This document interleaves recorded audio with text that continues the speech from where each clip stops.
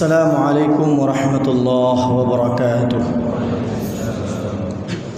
نحمده سبحانه وتعالى ونستهديه ونعوذ به من شرور أنفسنا ومن سيئات أعمالنا. من يهد الله فلا مضل له ومن يضلله فلا هادي له.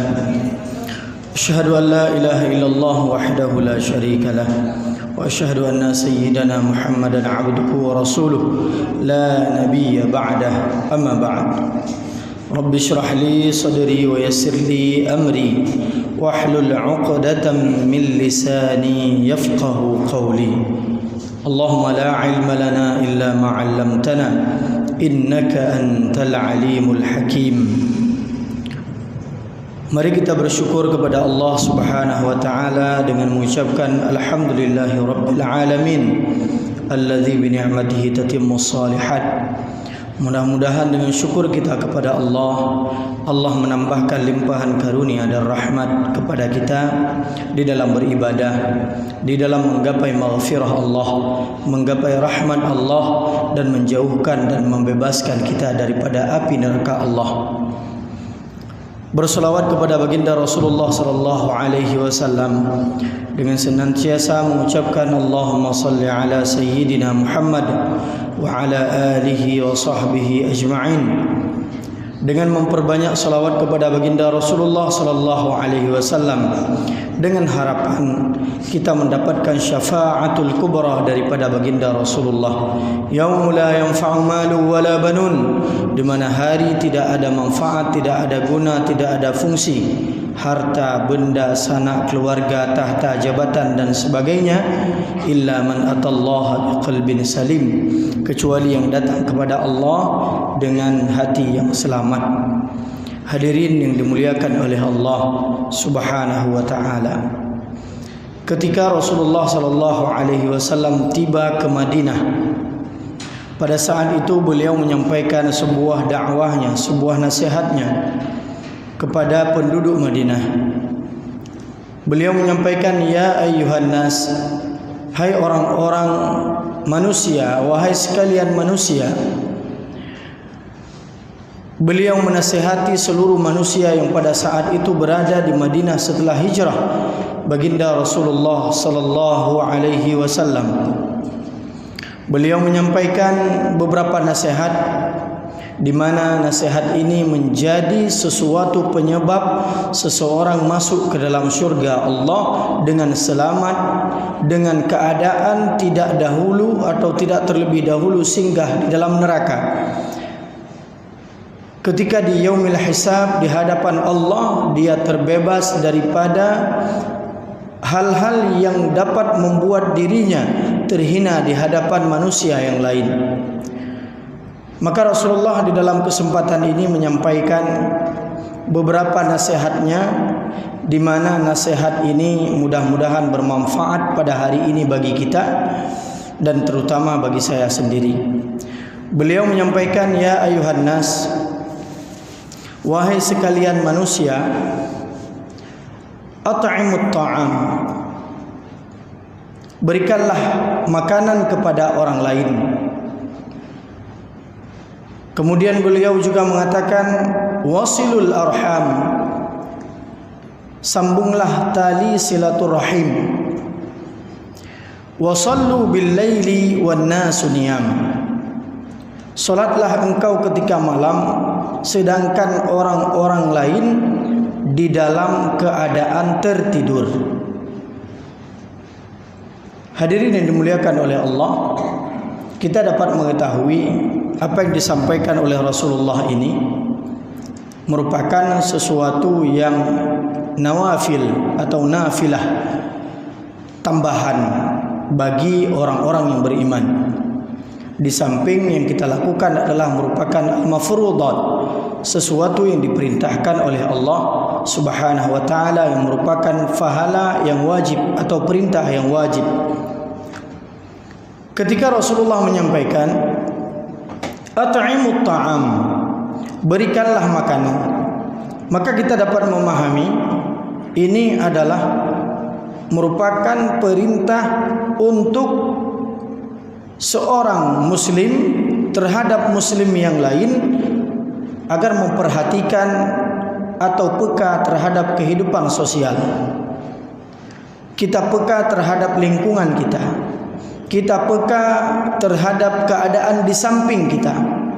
Kita teringat terhadap orang-orang fakir yang terkadang pada hari ini belum mendapatkan apa-apa untuk persiapan mereka menyambut hari kegembiraan atau Aidil Fitri. Bahkan Rasulullah sallallahu alaihi wasallam di dalam beberapa hadis menyebutkan, "Idza tabakhta maraqatan fa'akthir ma'aha wa ta'ahad jiranaka." Apabila engkau memasak suatu makanan atau kuah di mana engkau tidak memiliki cukup bahan atau daging atau ikan atau sesuatu yang menjadi bahan menu pada makanan tersebut, maka apa yang Rasulullah katakan, fa'akthir ma'aha, perbanyaklah kuahnya. Kemudian apa yang dilakukan, wa ta'ahad jiranaka, kemudian perhatikan tetanggamu, berbagilah dengan tetanggamu. Maka inilah yang pertama yang disampaikan oleh Rasulullah. Dengan sebelumnya pada poin pertama, ya Rasulullah menyampaikan pada hadis ini, afsyus salam, tebarkanlah salam, ucapkanlah salam. Salam juga merupakan bagian daripada kepekaan sosial, di mana seseorang ketika berjumpa dengan orang lain yang dimulai dengan salam, yang dimulai dengan ucapan dan doa keselamatan kepada orang lain. Mungkin pada hari ini bentuk salamnya sudah berbeda kalau di jalan. Bahkan Imam An-Nawawi di dalam kitab At-Tibyan fi Adabi Hamalatil Quran mengatakan, di antara adab seseorang terhadap orang lain yaitu saling memberikan salam. Bahkan derajat salam tersebut, kewajibannya atau hal yang adab di dalam memberikan salam, orang yang berjalan itu kepada orang yang berdiri, orang yang berdiri kepada orang yang duduk, orang yang duduk kepada orang yang sedang berbaring. Maka ini adalah yang disampaikan oleh Imam An-Nawawi. Bahkan Imam An-Nawawi menyebutkan ketika kita sedang membaca Al-Quran, ada orang memberikan salam, berhenti sejenak kita membaca Al-Quran, jawablah salam yang disampaikan oleh orang tersebut. Begitu pengaruhnya salam terhadap seseorang. Maka hadirin yang dimuliakan oleh Allah, terkadang salam hari ini sudah berganti dengan sesuatu yang tidak disyariatkan atau sesuatu yang tidak dianjurkan untuk menjadi pengganti daripada salam. Apa itu? Saling klakson. Ya, saling klakson karena ada legedanyo menyeleh tak ucapkan salam hana ada berjarah apa? Padahal yang diperintahkan ucap salam bukan angkat tangan.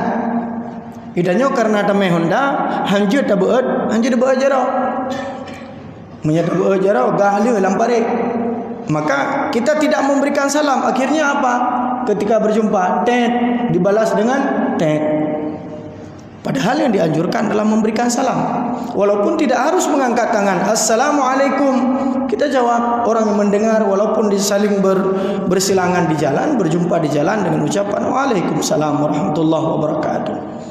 Kemudian ketika mengucapkan salam juga, terkadang di media sosial ini juga perlu menjadi perhatian. Ucapan salam di media sosial banyak yang menyingkatnya, yang menulis singkatan. Bahkan singkatan ini kalau dibaca oleh Google bisa bahaya terjemahannya. ASS. Ya, apa arti ASS? Silakan buka Google, lihat terjemah atau Google Translate dari bahasa Inggris ke bahasa Indonesia. Maka ini satu hal yang harus kita perbaiki. Ucapkan salam dengan sempurna. Assalamualaikum warahmatullahi. Kalau kita ingin menambahkan warahmatullahi wabarakatuh, maka ini adalah hal yang pertama yang dinasihatkan oleh Rasulullah. Di samping hal yang kedua tentang upaya atau tujuan untuk memperbanyak memberikan makanan kepada orang lain. It'amut ta'am atau at'imut ta'am. Ketika perintah memberikan makan kepada orang lain ini, maka yang pertama harus kita pahami informasi Al-Quran tentang siapa yang terlebih dahulu kita berikan makanan kepada mereka. Ada perbedaan di dalam informasi Al-Quran antara infak dengan sedekah. Infak Sebagaimana di dalam Al-Quran disebutkan, yas'alunaka madza yunfiqun. Mereka bertanya kepadamu wahai Muhammad tentang apa yang mereka infakkan. Qul ma anfaqtum fi khairin falil walidaini wal aqrabin. Yang pertama yang engkau infakkan tersebut adalah kepada orang tuamu, wal aqrabin, kepada keluargamu, orang yang terdekat denganmu. Idanyo terkadang gop yang jauh tinggal, tetapi urung syik yang diremoh tu, yang terkadang katuha haile ke kerja butuh kepada perhatian kita, itu tidak menjadikan sebab kita masuk ke dalam syurga Allah Subhanahu wa taala. Hari ini kita bertanya kepada diri kita sendiri, berapa baju yang sudah kita beli, kita hadiahkan, kita infakkan, kita berikan kepada orang tua kita. Di urung syik katanya, ketika katanya mentang ubit, bajai draw gahana jadah geblau, gekarat giak blau bajai katanya, padahal bajai draw ka bekah. Watai tatanya mbak urung syik, hai nyo putrane ablau bajai ka nak mit, maniran bajai ka bekah, hana pu yang penting anak mit bak tidih watai urang raya hana pakai bajai baru. Orangnya, sudahkah kita hari ini mempersembahkan baju-baju yang baru tersebut agar digunakan oleh orang tua kita? Itu yang cik dengar, hai urung tuha kepula galagak tak itu baca. Padahal kebahagiaan orang tua terkadang itu ketika kita memberikan hadiah kepada mereka, kita memberikan infak kepada mereka, kita perhatikan kebutuhan mereka. Ini yang pertama. Yang paling utama, falil walidaini. Kemudian yang kedua, wal aqrabin, orang-orang yang terdekat. Siapa yang terdekat? Yaitu orang-orang yang masih memiliki hubungan darah dengan kita. Maka sama halnya dengan poin yang ketiga disampaikan oleh Rasulullah, wasilul arham, yaitu silah. Silah artinya hubungkan. Al-arham artinya hubungan rahim. Apa itu hubungan rahim? Silatul arham artinya hubungan darah. Orang yang masih memiliki hubungan darah dengan kita, orang yang masih satu rahim, ketika keluar, ketika lahir, kita lahir daripada satu rahim. Idanya terkadang ngenggop luar biasa agak, tetapi ngen keluarga hanagat. Bahkan urung awal yang disampaikan, urung jamun disampaikan, itanyonya ketika bengeh dengan urang-urang diremo atau dengan keluarga adro tu nyan lagi gat dengan gop. Lagi gat dengan gop. Nyan ban bengeh dengan keluarga lagi gat dengan gop. Idanya han banyak ke gop. Idanya wate taduk dak je kupi, ya, padit perlepeng, padit 3 bayu traktir 500 ribu. Tetapi bagi adik kita, kakak kita, abang kita, keluarga kita yang masih memiliki hubungan darah dengan kita, terkadang harus menahan lapar karena tidak punya apa-apa. Maka falil walidaini wal aqrabin. Kemudian ada bahasa yang kedua disampaikan oleh Al-Quran, yaitu dengan sedekah. Ya, sedekah di dalam informasi Al-Quran ada yang berbentuk sedekatut tatawwu', yaitu sedekah yang bukan wajib, ada yang berbentuk sedekah yang wajib. Bahkan zakat fitrah disebut dengan sedekatul fitri. Coba kita buka literatur di dalam kitab-kitab fikih, mungkin kita mendapatkan judul daripada zakat fitrah dengan sedekatul fitri. Juga Allah menginformasikan bentuk kalimat sedekah ini terhadap zakat. Innamas sadaqatu lil fuqara'i wal masakin. Sesungguhnya zakat tersebut yang mustahiknya adalah mereka lil fuqara wal masakin wal aqrabin, sehingga 8 asnaf yang disebutkan di dalam Al-Quran. Maka zakat, sedekah yang wajib ini juga bagian daripada it'amut ta'am. Maka kita di dalam memberikan sedekah, baik itu sedekatut tatawwu' atau sedekah yang wajib, ya, kita harus memperhatikan bagaimana kaidah-kaidah atau tata cara yang benar di dalam memberikan sedekah tersebut dengan urutan yang disampaikan oleh Al-Quran. Maka Al-Quran menyebutkan innamas sadaqatu lil fuqara'i wal masakin. Yang pertama adalah digunakan oleh Al-Quran 4. Yang pertama itu dengan lam, lamut tamlik, lil fuqara wal masakin wal amilina 'alaiha. Jadi ketika disebutkan dengan lam, maka mereka orang-orang yang disebutkan dengan lam seolah-olah harta yang kita berikan daripada sedekah atau zakat, sesuatu yang difardukan kepada kita, ini bentuknya adalah kepemilikan yang sempurna yang diterima oleh mereka. Lamut tamlik. Kemudian yang sisanya adalah digunakan dengan fa atau fi wa firriqa wabnis sabil wal gharimin, kepada orang-orang yang baru masuk di dalam agama Islam. Untuk menguatkan keimanan mereka, maka diberikan kepada mereka harta yang berupa bentuk daripada zakat kita atau sedekah kita. Kenapa? Ini sesuai kondisional. Karena tidak selamanya orang yang mu'allaf itu diberikan zakat kepada mereka. Haka namu 20 tahun kamu alaf, tidak diberikan lagi. Atau wabnis sabil, orang yang sedang menuntut atau di dalam perjalanan, mereka diberikan zakat tersebut sebatas kebutuhan di dalam perjalanan. Atau orang yang di dalam keadaan terhutang, tengah membalut-balut, mencupet dengan utang, membayar zakat kepada mereka sebatas melunaskan hutang mereka.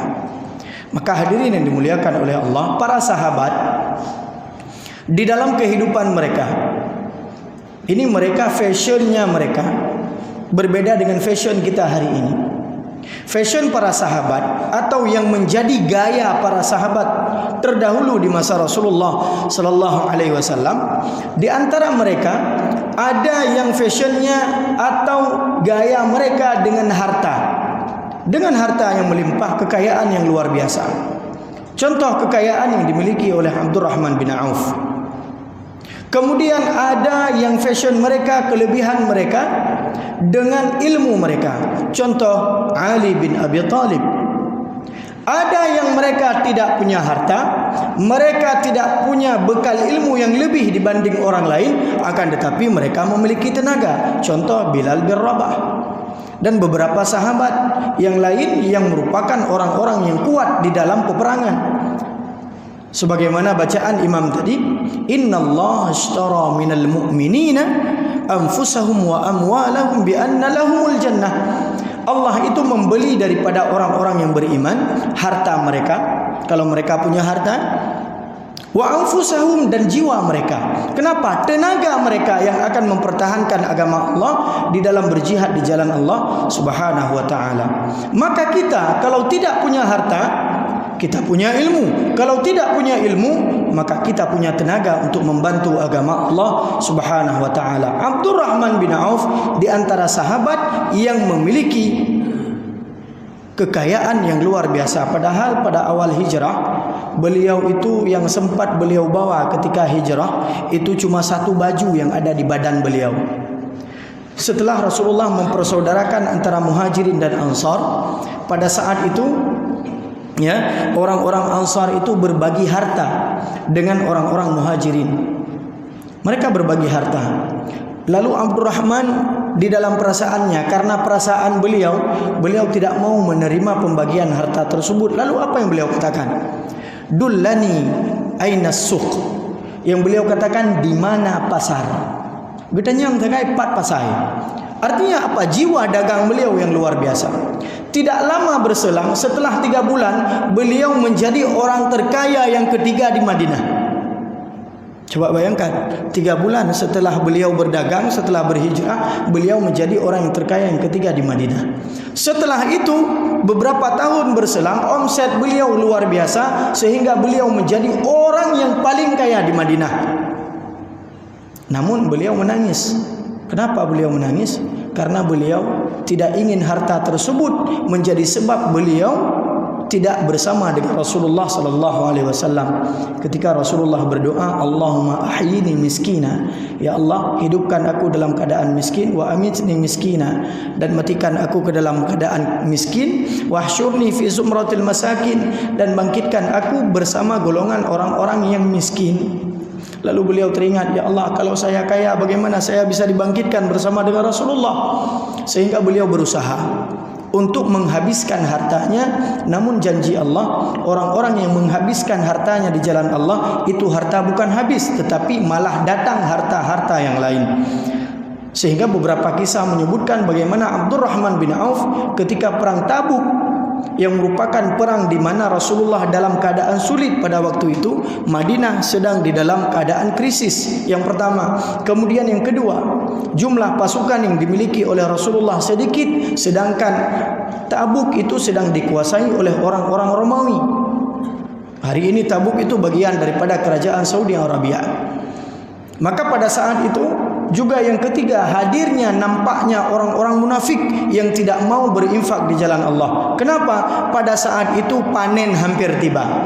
Pakai baik akbah, urung-urung yang lebih cinta terhadap panen, maka mereka tidak mau berangkat berjihad bersama dengan Rasulullah sallallahu alaihi wasallam. Abdurrahman bin Auf membawa hartanya lalu menyerahkan harta yang ada pada dirinya kepada Rasulullah. Lalu Rasulullah bertanya, "Wahai Abdurrahman, apa yang kau tinggalkan?" Abdurrahman menjawab, "Aku tinggalkan yang lebih baik daripada yang aku infakkan, yaitu aku tinggalkan pahala di sisi Allah Subhanahu wa taala."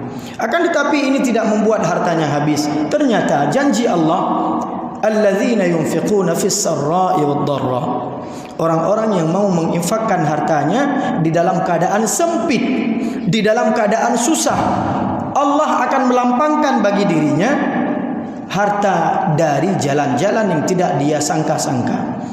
Maka le katanya, baik tak preh kaya baru tak infak, baik tak preh kaya baru tak bagi sedekah, baik tak preh kaya baru tak bantu orang. Tetapi kita pancing kekayaan dengan infak sedekah.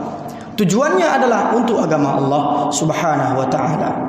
Maka hadirin yang dimuliakan oleh Allah, yang pertama afsus salam, yang kedua at'imut ta'am, yang ketiga wasilul arham, sambungkanlah tali silaturahim.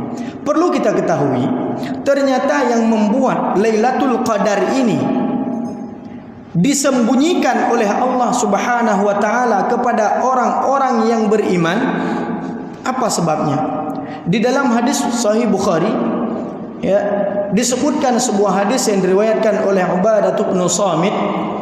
Beliau berkata, kharaja Rasulullah sallallahu alaihi wasallam, Rasulullah keluar dan menuju ke tempat kami, ke masjid. Lalu Rasulullah sallallahu alaihi wasallam liyukhbirana an, beliau ingin menyampaikan kepada kami tentang Lailatul Qadri, tentang Lailatul Qadar. Kapan Lailatul Qadar?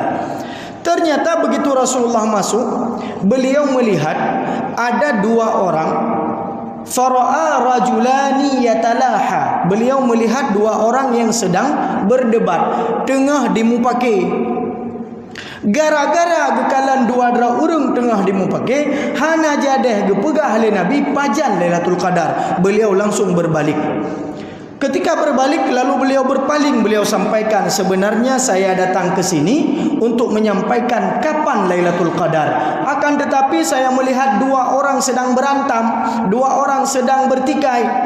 Kemudian saya terlupa, la'alla fihi khair, kata Rasulullah. Mudah-mudahan kealpaan saya ini menjadi baik bagi kalian.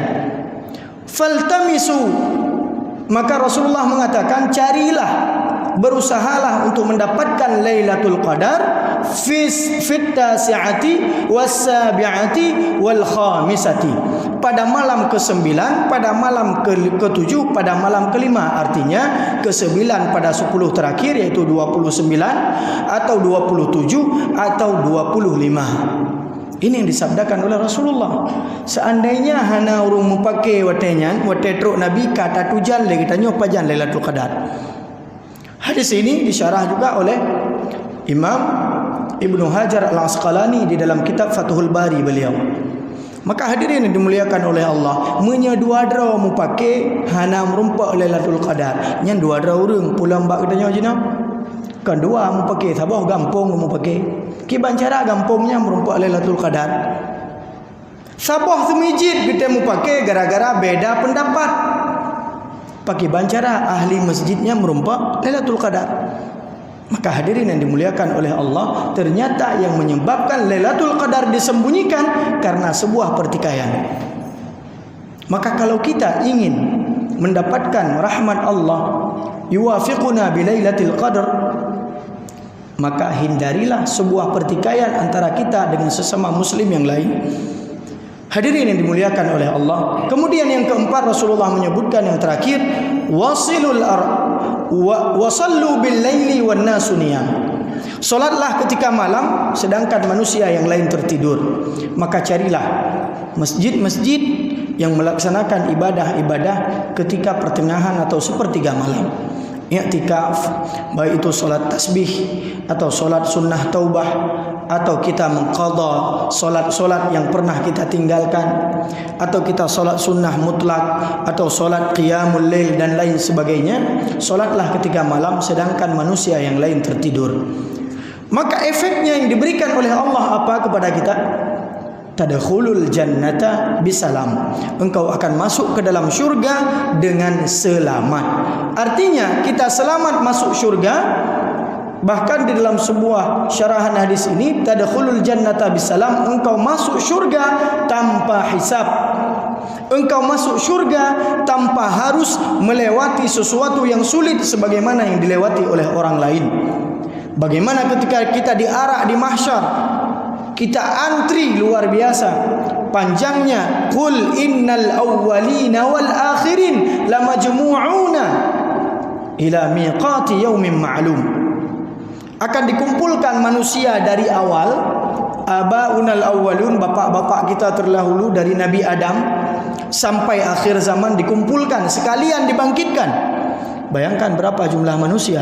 Kita mengantri, kita diarak di dalam padang mahsyar yang luar biasa panasnya. Akan tetapi apabila orang-orang beramal dengan apa yang disampaikan oleh Rasulullah sallallahu alaihi wasallam, Allah mudahkan baginya. Maka hadirin yang dimuliakan oleh Allah, mari kita saling menebar salam. Karena sedekah yang terbaik adalah engkau berjumpa dengan saudaramu ala wajhin taliq, dengan wajah yang tersenyum. Baik kita nyo wate tamrumpa ngaurung muka haludak. Ya, tidak sanggup kita han haid tak yang kedung kreuh muka. Hana rumah yang bacut, padahal tabassumuka ala wajhi akhika sadaqah. Engkau tersenyum kepada saudaramu itu bagian daripada sedekah.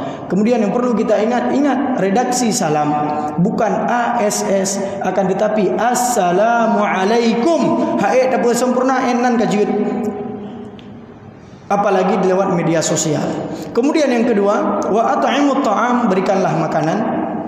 Mari kita yang pertama memberi makan kepada orang tua kita. Maka orang-orang yang masuk ke dalam bulan Ramadan, kemudian dia punya orang tua, dia tidak menjadikan orang tuanya tersebut sebagai sebab dia masuk syurga, maka ini orang-orang yang didoakan oleh malaikat Jibril, diaminkan oleh Rasulullah, dia orang-orang yang jauh daripada rahmat Allah Subhanahu wa taala.